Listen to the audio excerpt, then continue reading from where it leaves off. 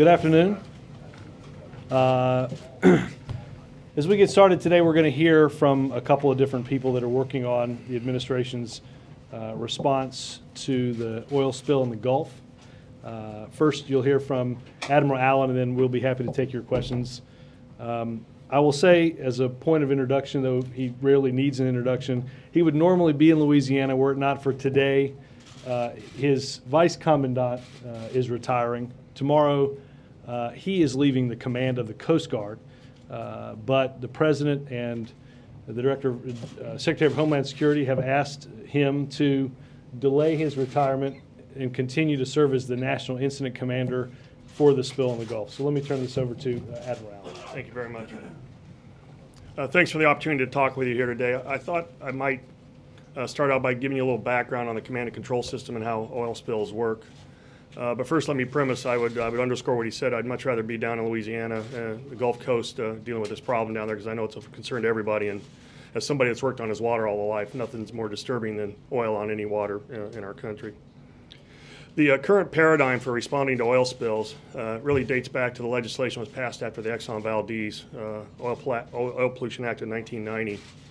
It mandated a paradigm by which the responsible party or the spiller would be held accountable. It also created a oil spill liability trust fund to fund responses where there was no responsible party, or to fund operations and have those funds recouped from the responsible party. It's premised on the country being divided up into areas for the purpose of developing contingency plans. And we have these areas called captain of the port zones. Those are the Coast Guard commanders that are responsible for that area. They get together with the state and local stakeholders, and they develop plans to protect the most sensitive areas within those areas, and they're called area contingency plans. There is one for every single part of the coastline of the United States. There is one that covers the Gulf Coast as well. When they have to activate a response, the local Coast Guard commander, who is designated the federal on-scene coordinator, coordinates with the state and local government and directs the responsible party in the cleanup. If the spill was inland, EPA would be the federal on-scene coordinator. The Coast Guard and EPA share that. This entire framework is called the National Contingency Plan, and it is how we have prosecuted oil spills ever since the Oil Pollution Act of 1990. That is the way we have been prosecuting this case since the explosion on the Deepwater Horizon on the 20th of April. Even in advance of the sinking of the drilling unit, we were staging equipment that was against the scenario we would have a worst-case spill. And we started actually mobilizing equipment, salvage engineers and everything right after the event happened into the 21st of April. So the command and control structure down there right now is the commanding officer of the Coast Guard in New Orleans is the federal on-scene coordinator for the response. We have elevated that responsibility to Mary Landry. She is in Robert, Louisiana, and she is called an Area Unified Commander. That's when you take one or more of these zones or these areas and you combine them under a larger command.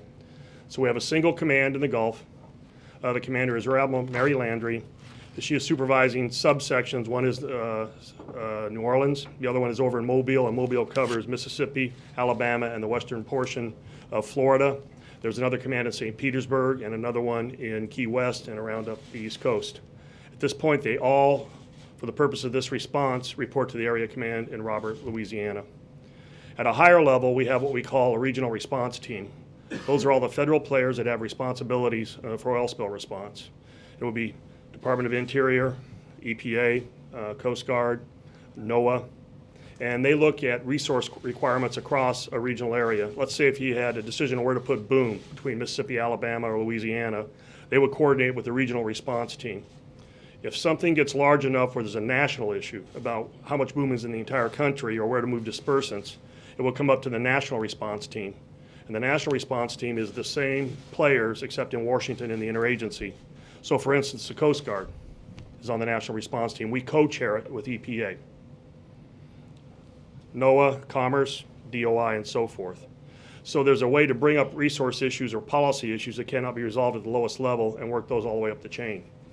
There is also the allowance in the National Contingency Plan that if the resource adjudication process or the coordination becomes complicated, and it's complicated in this place, in this case, that there is the President has the option of declaring something called a spill of national significance. Again, this is contained in the National Contingency Plan, and they also have the option to designate a National Incident Commander, which the President and Secretary Napolitano have designated me.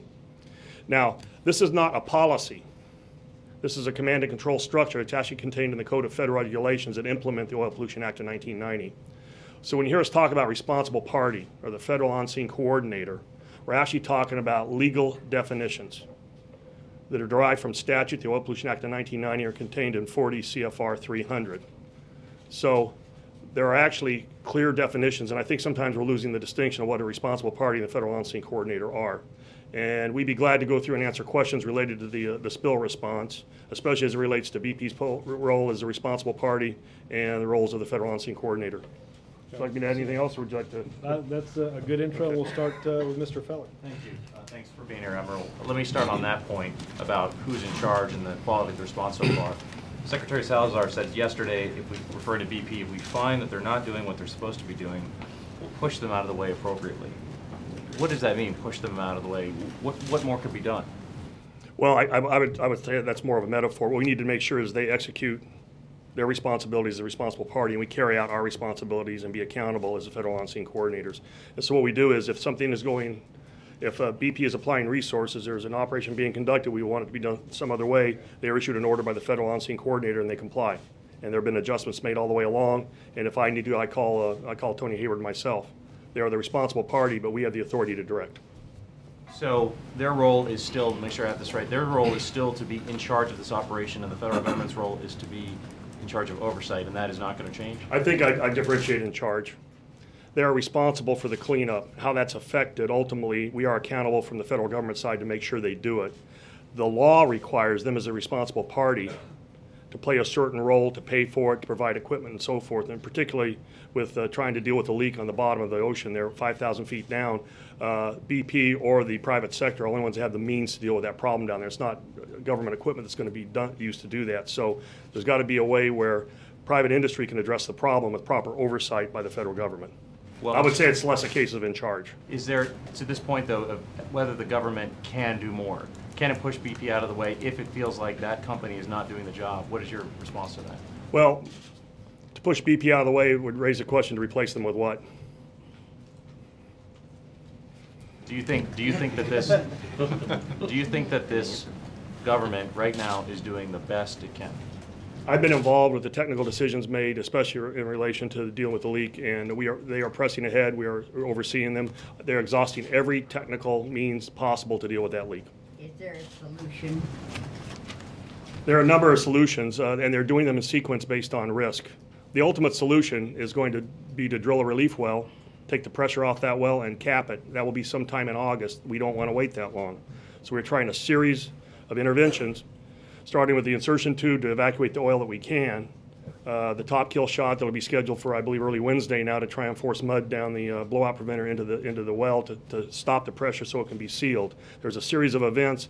They're trying the least risky ones first and moving on down, but we cannot stop. We've got to try every means that we can to stop this leak. Jeff? Admiral, you said before that you mentioned just now Mr. Hayward, and you said before that you trust him. Other administration officials don't seem to share that trust. Is there a difference between your view and others in the administration about BP and its CEO? Oh, I think there may be a difference in how we characterize our interactions with them. You have a case where this problem is going to be solved with the private sector working with the federal government.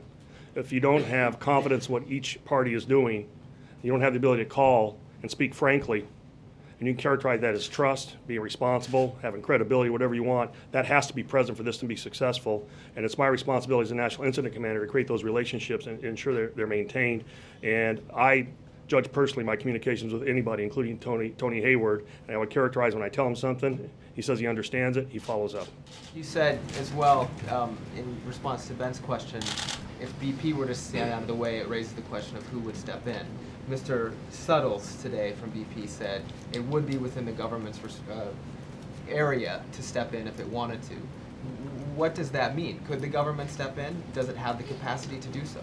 I hear everybody say that. I'm not sure what that term really means. I know that to work down there right now, you need remotely operated vehicles. You need to do very technical work at 5,000 feet.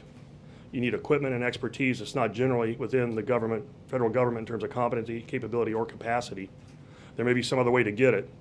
But I'm the National Incident Commander, and right now the relationship with BP is the way I think we should move forward. Jake?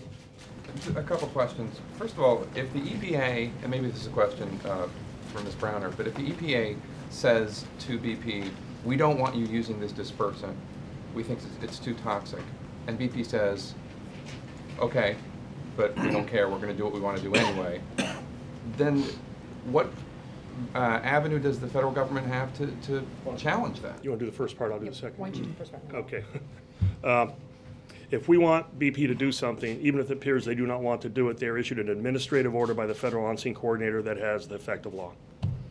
But they're not doing it, right? Well, there's a series of meetings going on. They started last night. Lisa Jackson is in the area, and there will be a press advisory, or I guess a press conference later today at, what time do you know?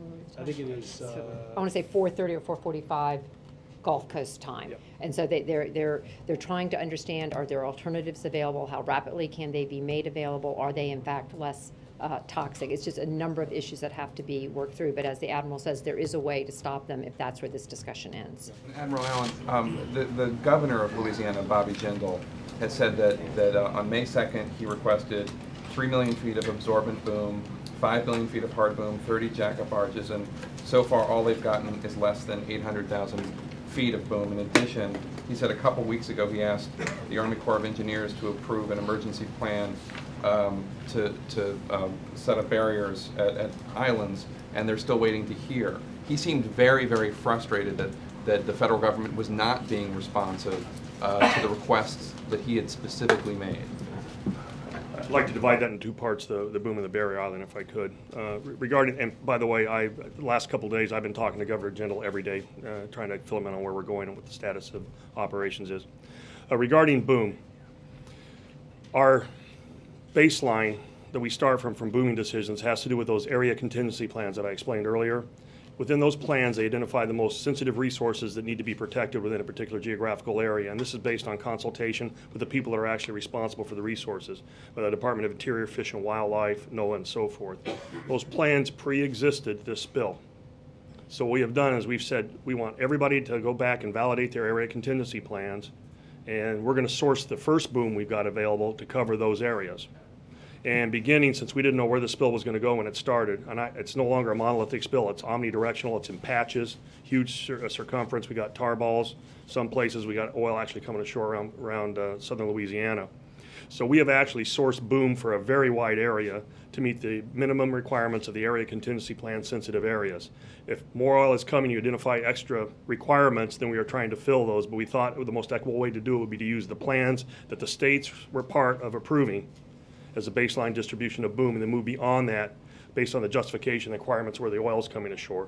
So we are doing that. We're taking care of the area contingency plan first, and additional requests that are coming in, we are responding to those. How much boom do you have to give out? I don't have, we put out a daily boom report every day, but I think we were well over 2 million feet deployed. And we have a warehousing, virtual warehouse set up in Louisiana. We distribute to the entire area. One of the things when we started out, everybody was ordering their own boom. And we actually had these different areas competing against each other and even bidding up the price in some cases. So we've actually gone to a centralized distribution system for the entire coast that's coordinated in conjunction with the Area Command in Robert, Louisiana. And that's how we know. And we can give you the details. You can just answer my question about the Army Corps of Engineers. Yes. I'm going to give you my characterization of the Army side, and I don't want to get too much detail because it's a process they own. The state has applied for a permit that would take a look at establishing a system of barrier islands and berm structures. One to the east of the Mississippi River around the Chandelier Islands or Breton Sound, the other one basically from around Grand Isle over to the west, to the east towards the Mississippi River. The Army Corps of Engineers is evaluating that right now.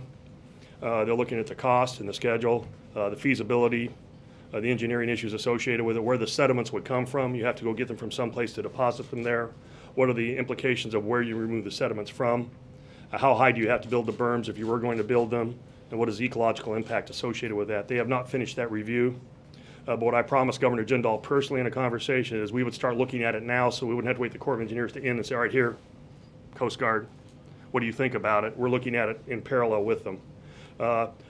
We need to understand, though, that building a set of barrier islands and berms that large is going to take a very, very long time, even by the state's own estimate, 6 to 9 months in some cases, and a significant amount of resources associated with that that might be applied elsewhere. So we're looking at everything having to do with the proposal.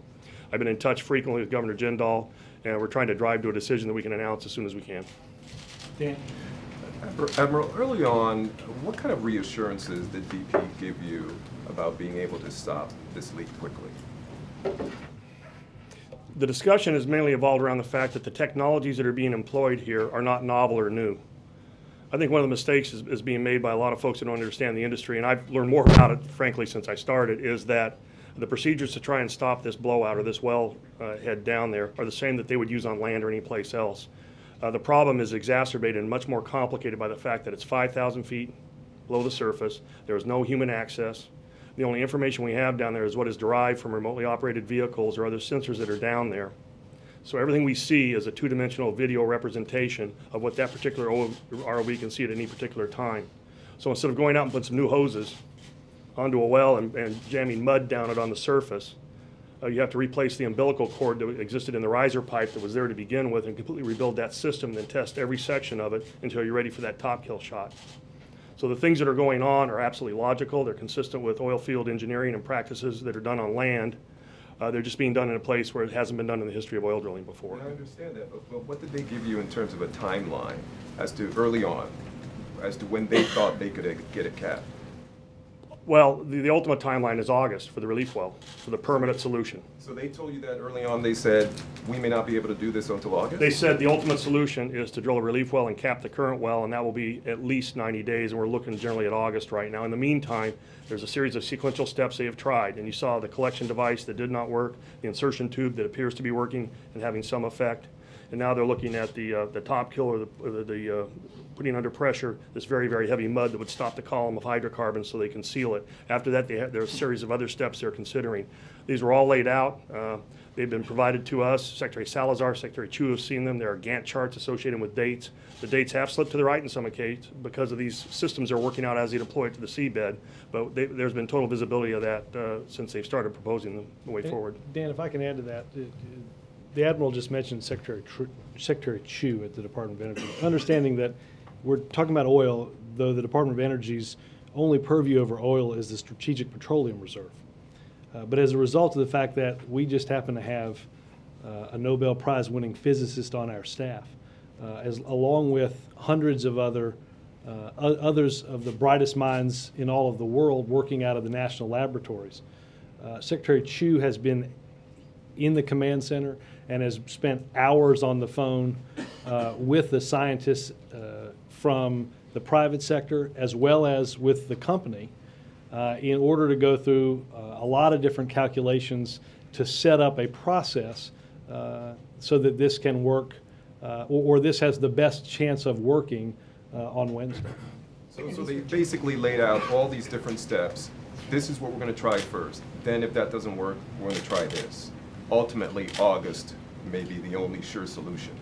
I think you would generally characterize that they have 4 or 5 what I would call lines of effort. All right, the overarching line of effort is the relief well. Okay, before that they have tried the capture devices, pipe the oil to the top. There were 2 evolutions of that, and then finally the insertion tube is working. The next one is to try and kill the well, as they would say. That's going to be done by inserting a very high pressure, a heavy mud to drive the hydrocarbons down so they can seal it. If that does not work, they have 2 options after that. One is to sever the marine riser pipe and attempt to put a valve in. They're not doing that first because when you sever that marine riser pipe, you don't know how many hydrocarbons are going to come out and how much oil is being held by the fact that that riser pipe is bent. After that, they could take the lower marine riser package, which sits above the blowout preventer, and just physically remove it and put a whole new blowout preventer right on top of it. One of those is staged on the DD2 that's drilling the second relief well out there and is ready to go as the backup to the current actions they are trying. So they have a series of events with backup actions behind them, and they're sequentially trying the ones that involve the least risk in that order. I was out on the rigs last Thursday. I actually went through, it's my second trip out there. I looked at the blowout preventer, was briefed on their plans. They make sense, they're going in sequence, and they're dealing with problems that arise. And I would say this, the relief well is the permanent solution. So even the injection of the heavy mud and the sealing is still going to be is done in place for the relief wells, which is the ultimate, more permanent solution. And Carol reminded me that we instructed them not to simply drill 1 but 2 relief wells, so that we had some margin on that. Helen, do you have something? Are you good? Chip? Is there a blame game going on? If there is, I'm not playing it. Helen, first and foremost, we are trying to do everything, as I've said, human and technologically possible, to plug this leak, and secondly, to deal with what has spilled and both the environmental and economic impacts of that oil. Understanding, as Admiral Allen said, that because of the nature of the dispersants, the currents, the wind, the weather, we are watching where this oil moves, the degree to which that it could get into the loop current, and a whole host of other things in order to get a hold of this. Helen, I didn't mean to be glib. Louisiana cooperated, Yes, ma'am. I didn't mean to be glib. Whenever there's oil on the water, nothing good happens. Nobody should be satisfied. And when oil is on the water, it's an insult to the environment, quite frankly. We've been working very, very closely with the state of Louisiana. All the states down there have needs that go beyond their area contingency plans they would like to see met. And ultimately, it's a matter of adjudicating the resources you have at the time. But we are involved with these folks every day, man. You're Sure. very good. Thank you for being here, Admiral. Clearly, plugging the leak is number one at this point. And I do understand, I think we all understand, that it's BP that has the expertise and the equipment. But what exactly is the role of the federal government in plugging the leak? To what degree are you working with, commanding, offering advice, bringing in the best minds? What is the role of the federal government in plugging the leak? I'd say we're actually defining that as we go, because I've never dealt with a scenario like this. I've been dealing with oil spills, for over 30 years. This is an unprecedented, anomalous event. And as we move forward, we look at how we're going to control the leak ultimately. It requires BP to say this is a standard industry practice. Before they go forward and do that, they consult with us. We have a veto authority if we think we want to do it. Keeping in mind, they own the means of production.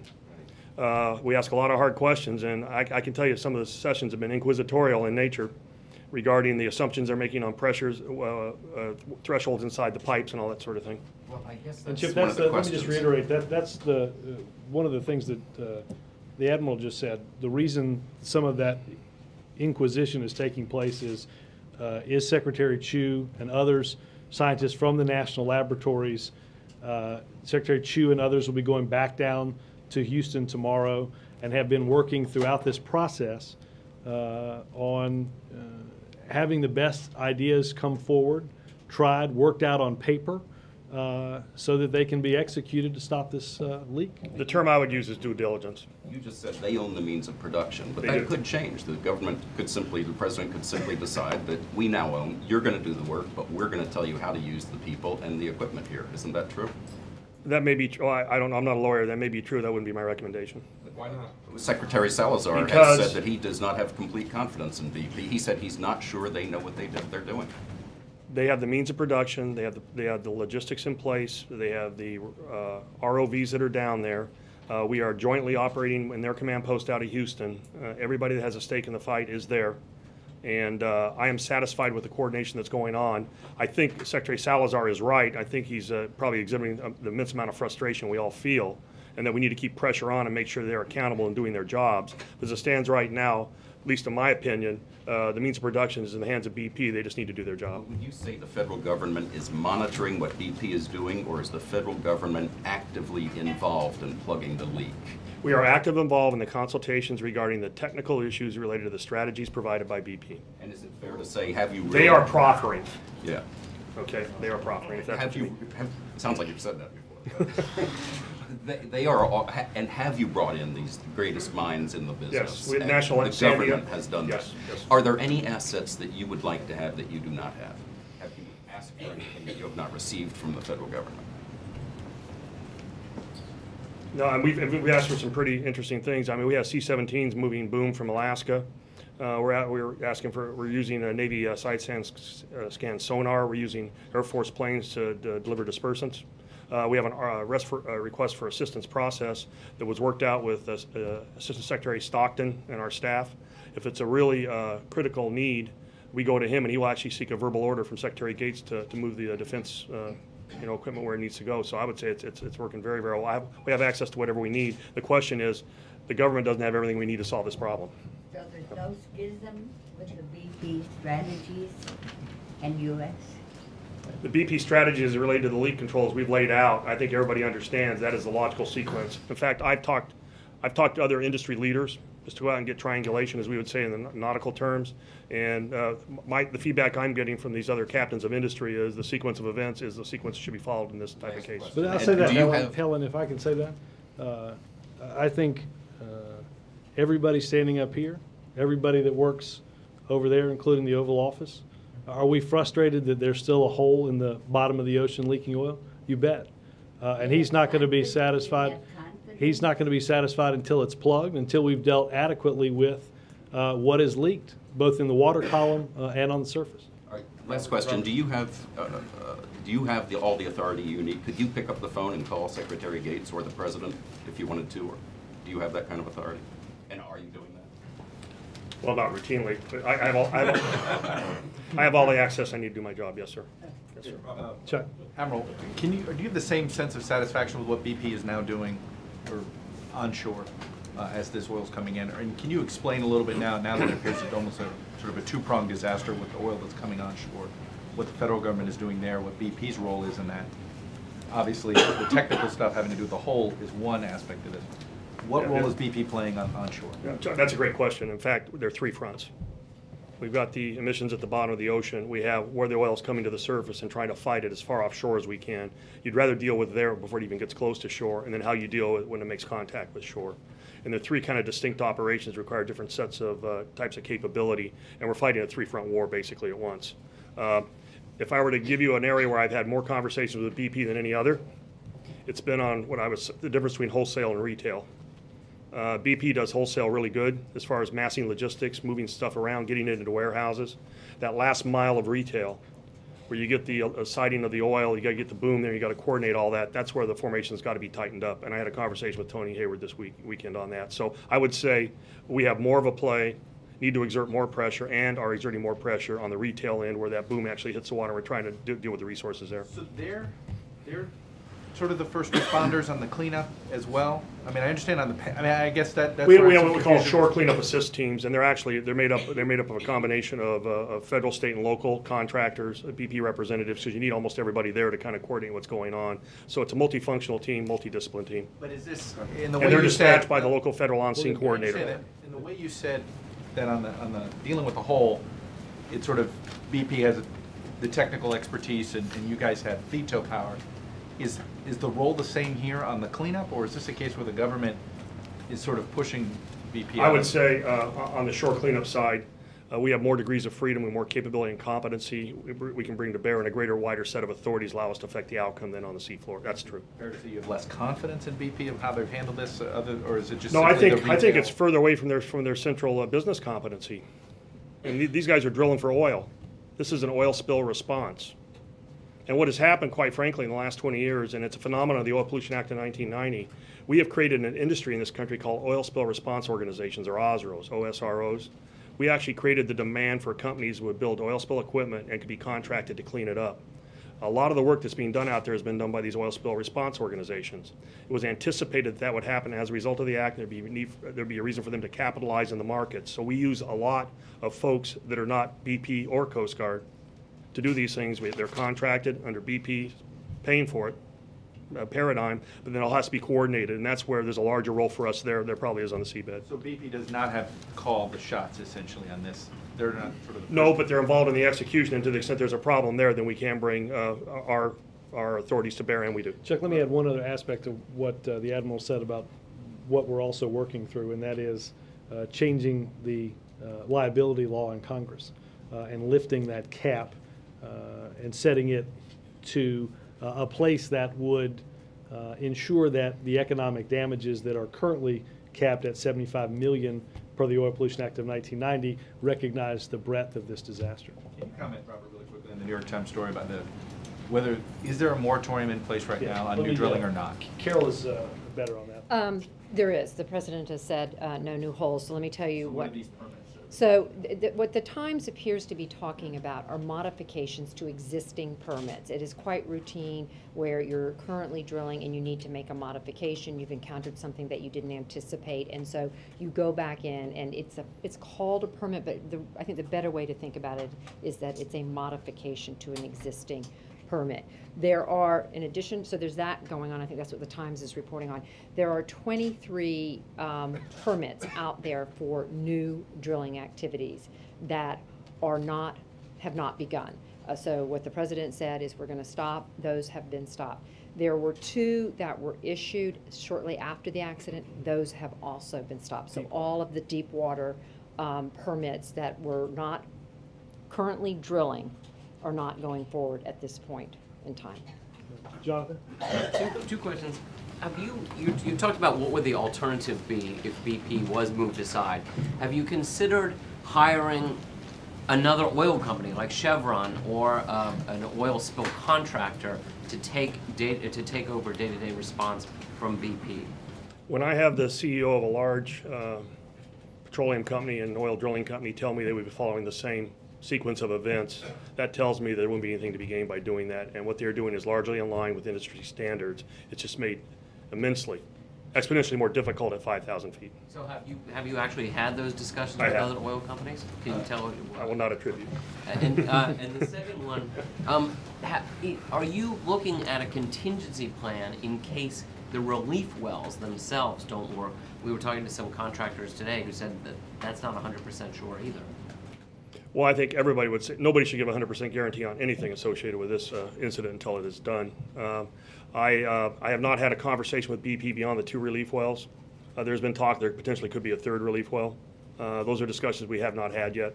The focus right now is get the 2 wells that are under construction started, and then do everything we can to minimize the leakage right now in advance of closing out the wells permanently.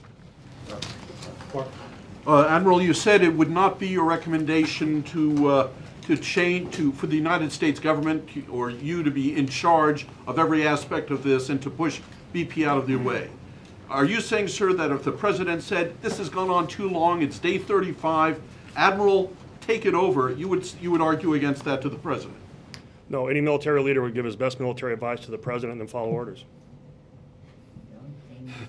Well, but your recommendation to us, who you don't have to follow our orders, would be that We'll call you guys the ex officio committee in charge of. But your recommendation. But you said a minute ago that your recommendation would be against that.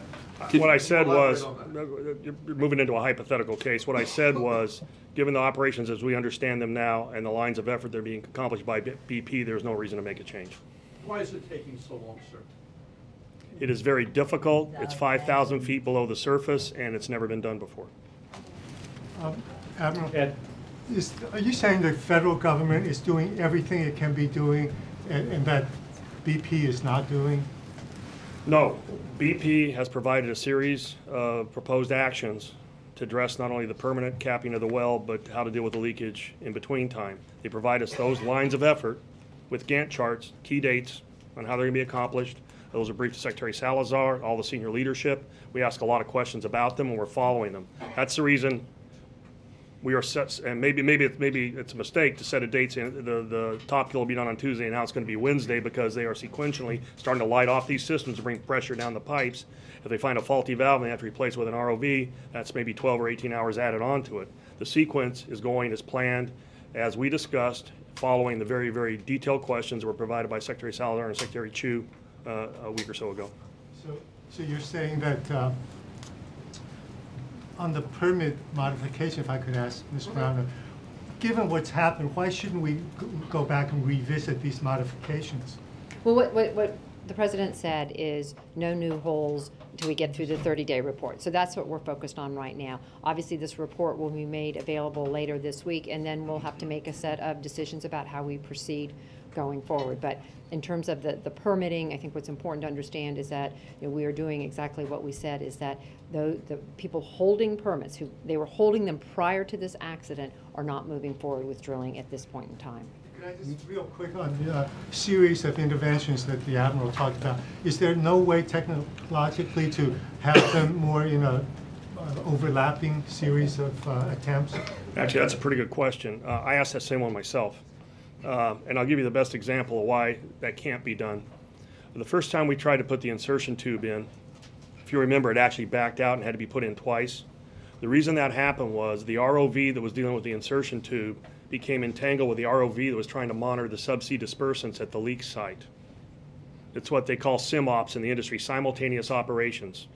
What you have there right now in a radius of 5,000 feet around that well site is 5,000 feet of crumpled riser pipe, an upside down mobile drilling unit, and on the surface anywhere between 12 and 20 ships at any one particular time, and anywhere between 10 and 14 ROVs operating.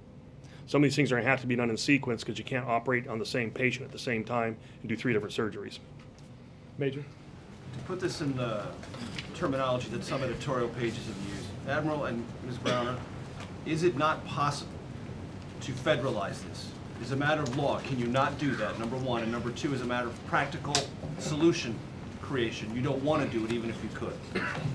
Well, I'm working without a net and without a lawyer.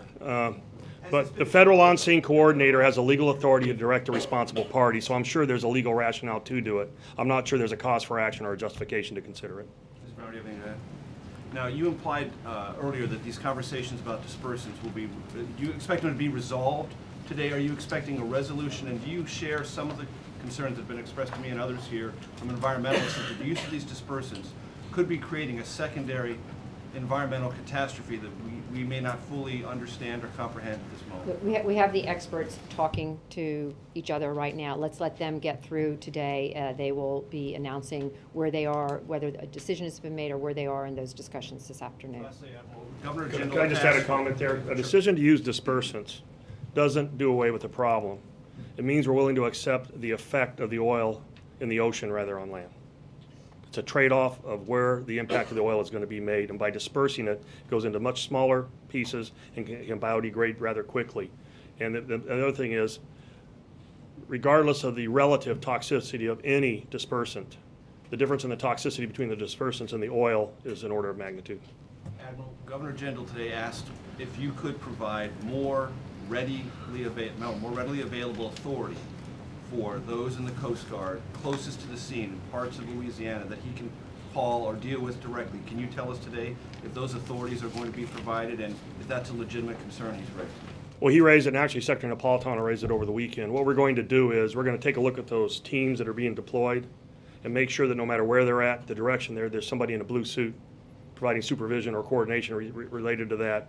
And I offered and have deployed an officer to Governor Jindal's staff to be that personal liaison between him, me, Secretary Napolitano, or anybody else. So yes, that's our intent, and we're moving there to the extent that it hasn't been, we will do that.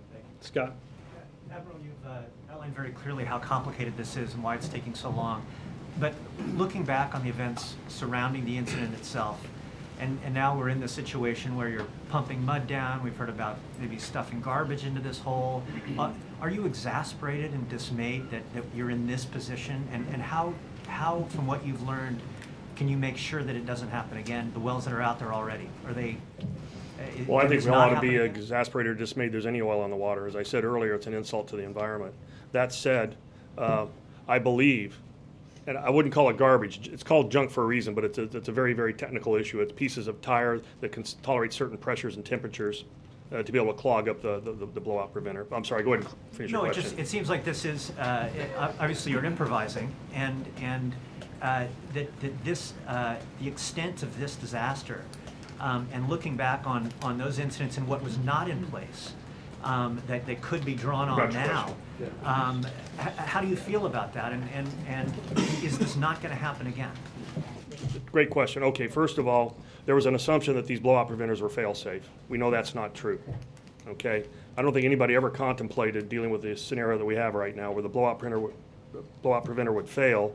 You'd have 5,000 feet of riser pipe, and then several leaks in that riser pipe from the residual oil coming out of the blowout preventer that did not, close all the way. I think we need to go back and look at our plans to respond. and how we're positioned to do this in the future. It just was not contemplated in the planning scenario. I would say this. When the Oil Pollution Act was passed in 1990, it was only 4 or 5 years before that we had really moved into deep sea drilling. And the Oil Pollution Act was aimed at the problem of the day, which were large tankers. And the Oil Pollution Act of 1990 has generally solved that problem. But all the things that are in place regarding command and control and technologies and so forth, like the use of dispersants and in situ burning, were major breakthroughs approved after the Oil Pollution Act of 1990.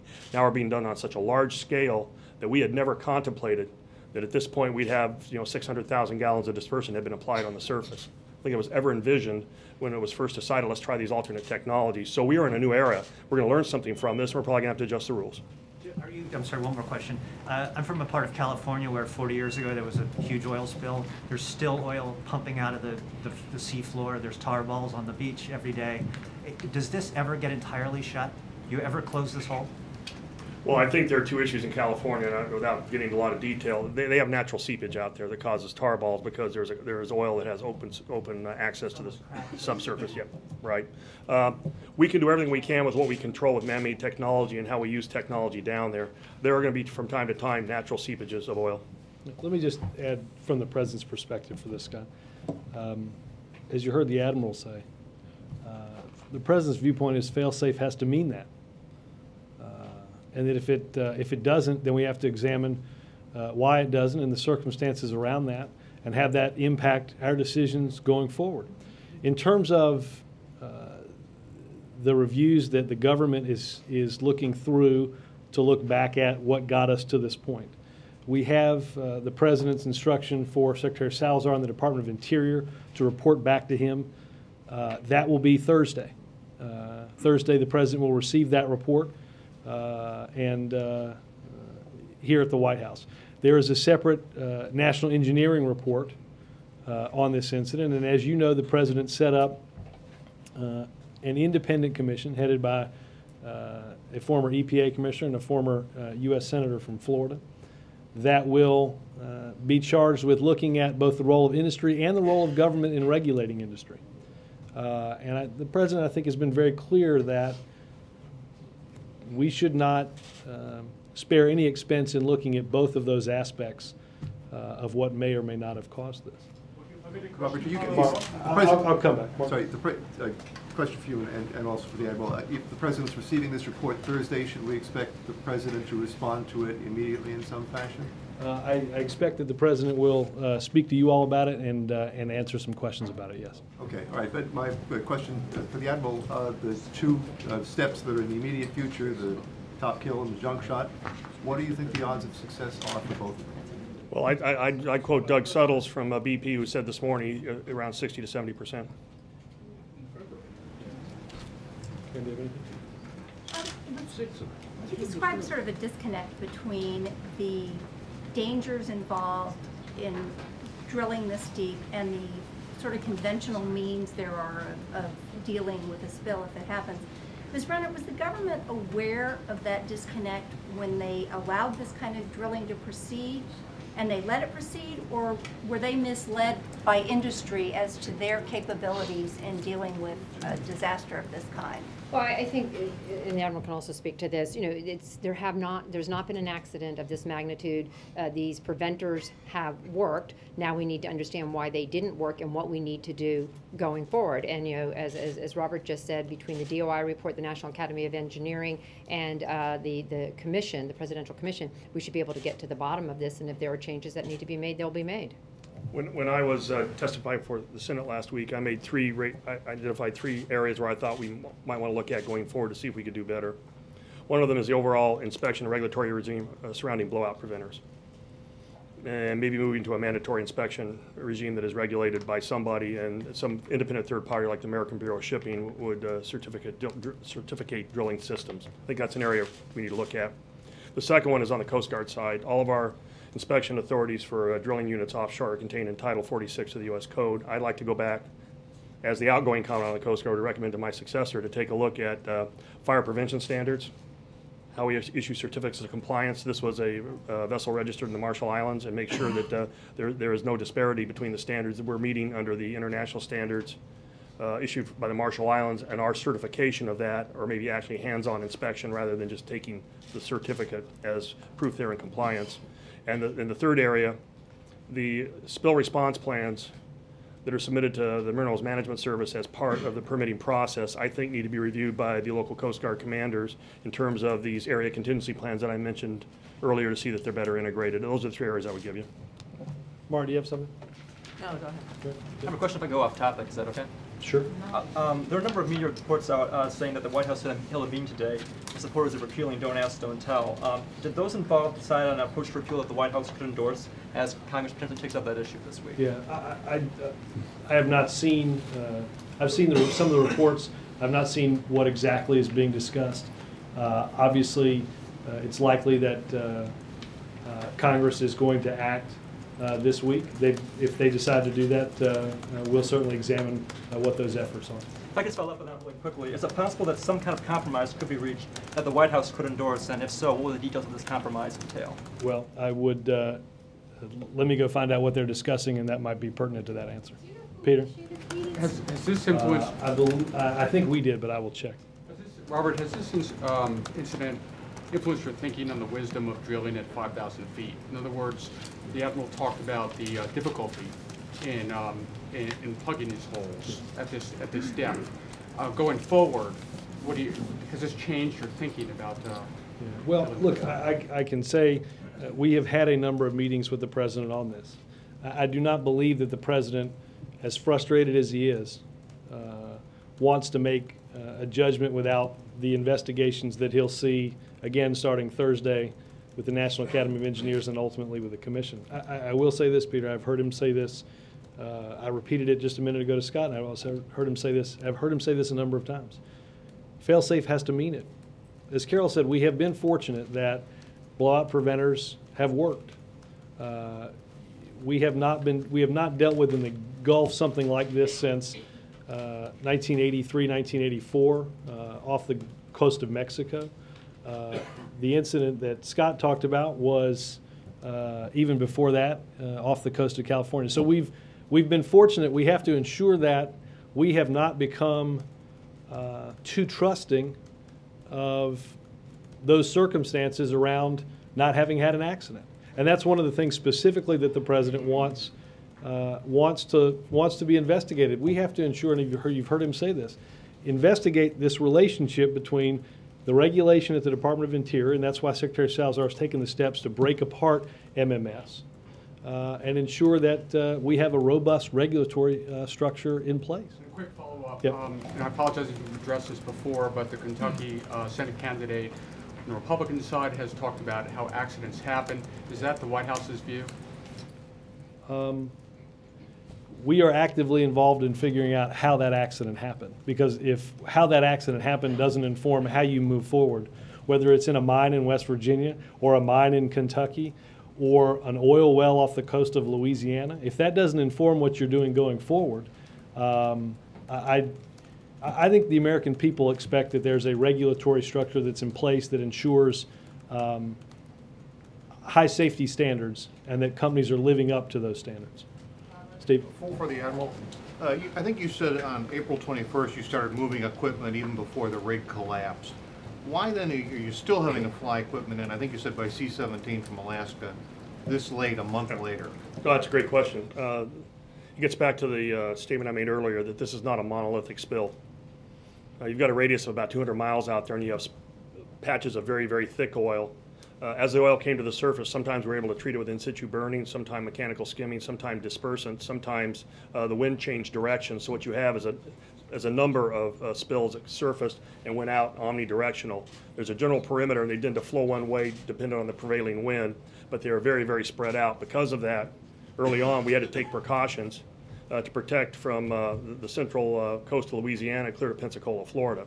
And if you're going to boom that entire area, you put a stress on the system. What we're doing now is redeploying, taking a look at where the areas that are most needed are at, where the enemy's coming ashore, basically, if you will, and redeploying and making sure we can move beyond the baseline level of sensitive areas that are identified in these plans and do more. So were you not prepared on April 21st, 2nd, 3rd, 4th, 5th? Were you just not prepared for how big this spill was going to get?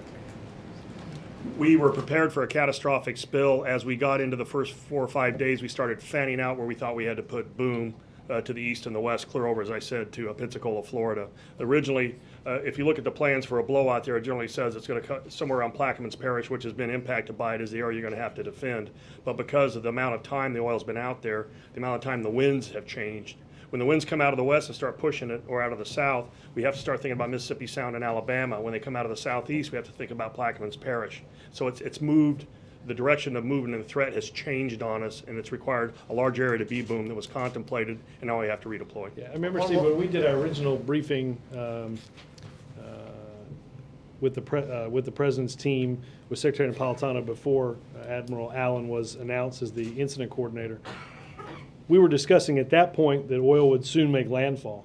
But as the Admiral said, because of wind and water currents, dispersants have broken stuff up.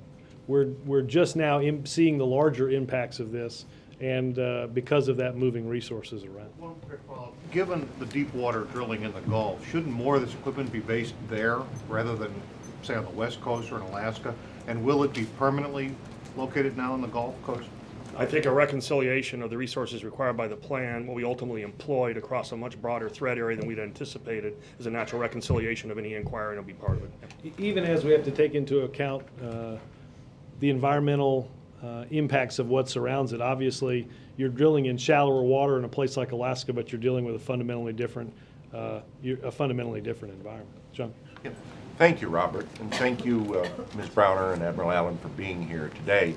I'd like to ask both of you, I'm sure you've heard the complaints from the scientific community that it's been a problem operating with 10-year-old maps, and that government should spend the estimated $11 million it needs to update the environmental sensitivity maps. Do you agree with that complaint?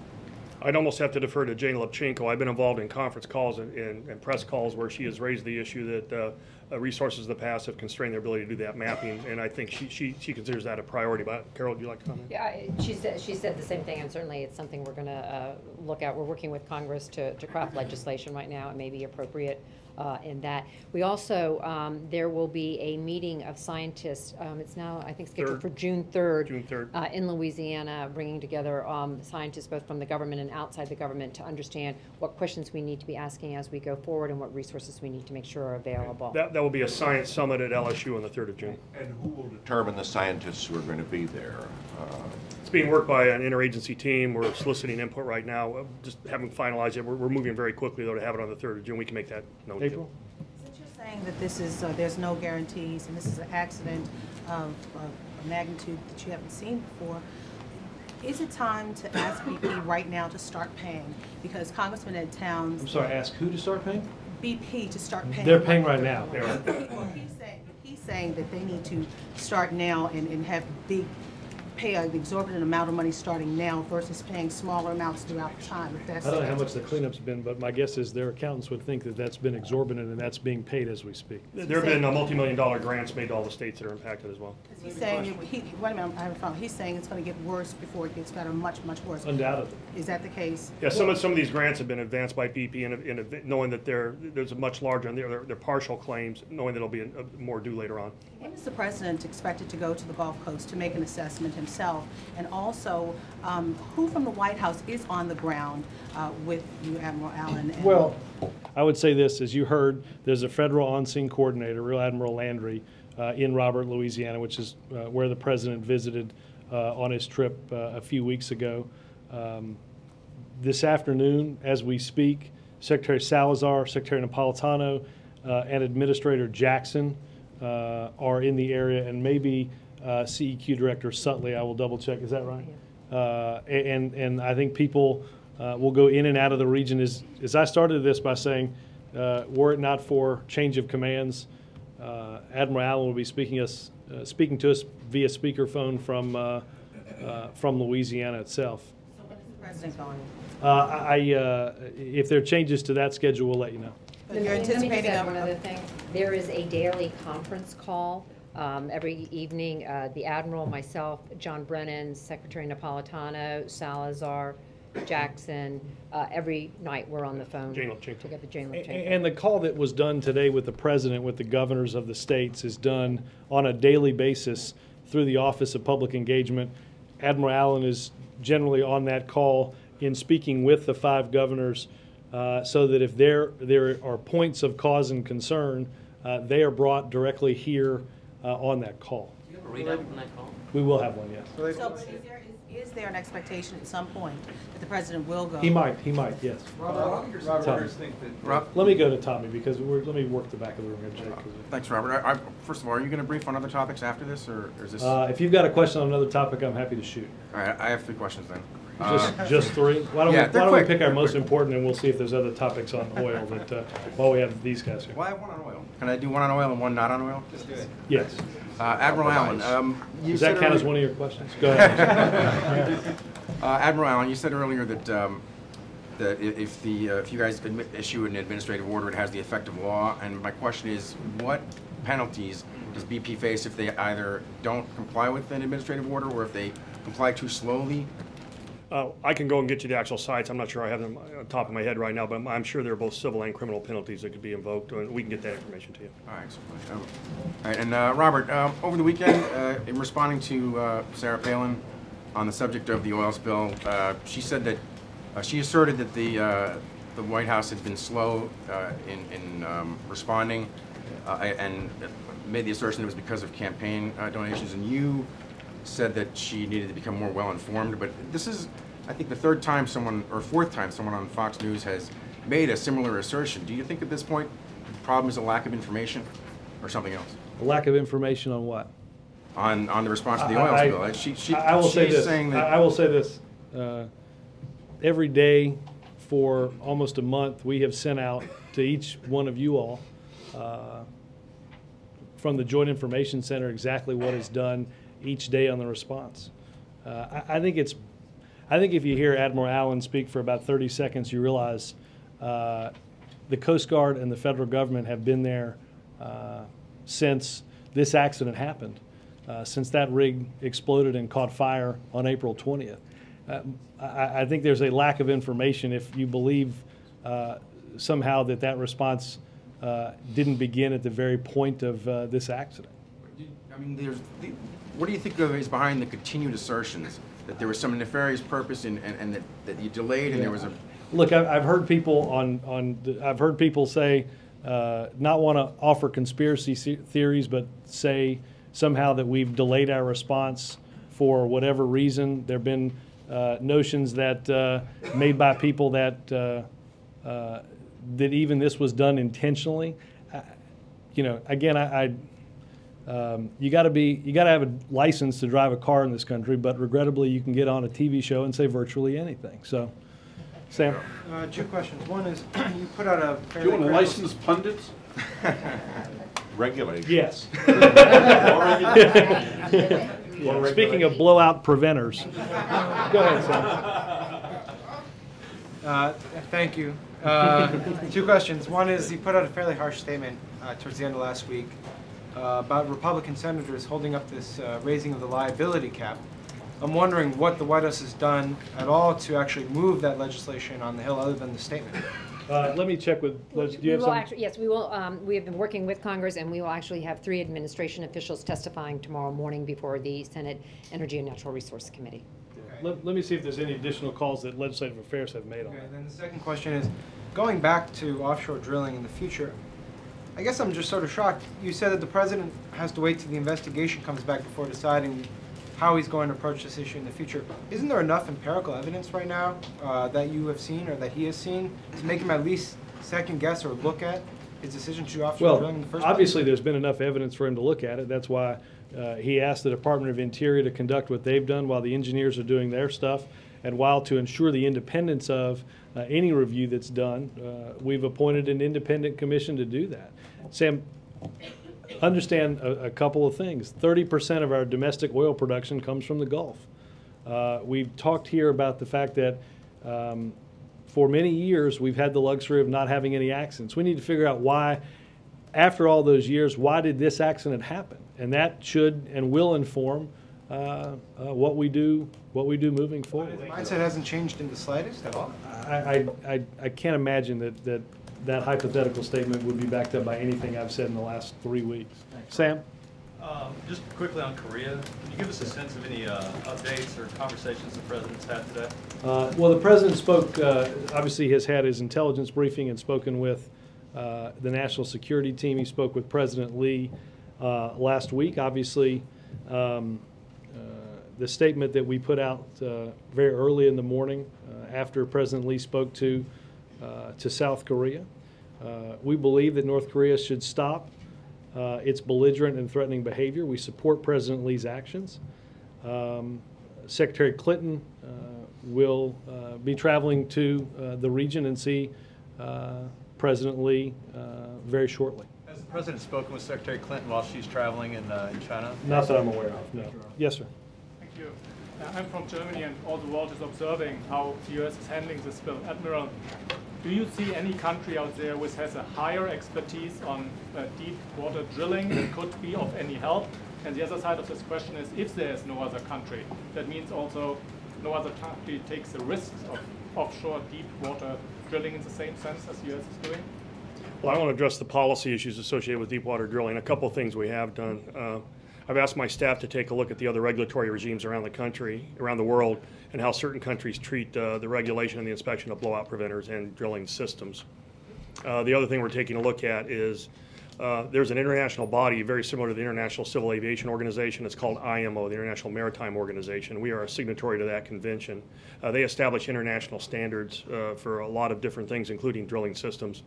And we're going to go back and compare the U.S. domestic inspection regime with the regimes of other countries, let's say the Marshall Islands, and in some cases compare that to the international standards that are out there and see if there's any kind of releveling that needs to be done. I'm aware of this anecdotally, so I want to say with absolute certainty, but I'm under the impression that Norway actually has a regulatory system for blowout preventers, so we would look at things like that. Thank you, guys. Thank you. He's asking whether you're actually consulting with them to try to plug the hole with Oh, other I'm sorry. countries that have expertise. We're bringing all expertise to bear. Yes, we are. From other countries. I would have to go back and check exactly who's been at the table, but we'll give you that answer. I'll let you know when it happens. Go ahead. A lot of people have been saying that the administration has not been tough enough on BP. And you can see the two examples. The fact that the EPA order was ignored. Well, no. I understand that, Jake, just go back and read the letter. There was a time period, I think, of 72 hours to go through this. These guys they were meeting late last night, and we'll, I believe, in about, my watch just said about 5 minutes fast, so in about 10 minutes, Administrator Jackson, what's that? There was also the live feed that didn't come until 10 days after you guys initially requested it. Obviously, not everything you've asked for, they've done.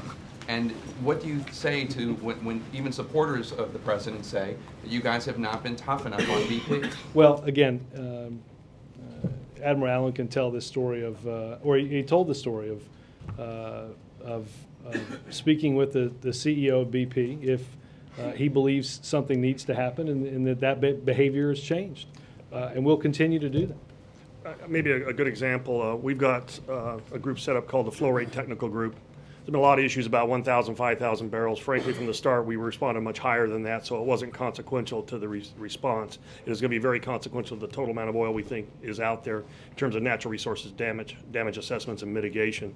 For that reason, we've stood up a team. It's headed by Marshall McNutt, who's head of the U.S. Geological Survey, and they are putting together the best estimate from satellite imagery, overflights, looking at the video imagery that's available from BP, and it's only two-dimensional. We're trying to actually figure out how many frames per second we're actually looking at so we can try and establish the density of the flow at any one time and differentiate gases from the other hydrocarbons. That's all being worked right now, and what we're going to come up with, it'll probably be arranged with some assumptions attached to it of what we believe to be the best government estimate, not only the flow rate, but the total amount of oil that's been released to date. So are you being tough enough with BP? When we need information for that group, we've asked for it and they delivered. Thank you, guys. Thank you, guys. Have you reflected on the fact the flow rate, just let me I think sometime this week. Again, as was said on the call with the president, they're looking at the actual flow rate. They're looking at average flow rates. They're looking at total volume of oil spilled. Again, what the Admiral talked about is initial estimates were based off of satellite photos and overflight photos that are obviously one-dimensional. The video is, in many ways, one-dimensional.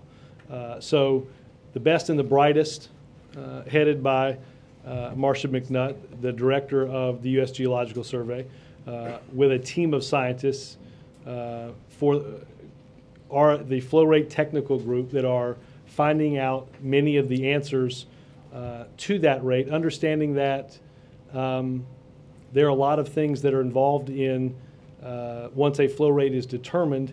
As you heard the Admiral say, it's quite frankly less to do with response, but it does impact ultimately on the penalties that the company provides. Thank you. Admiral, have you used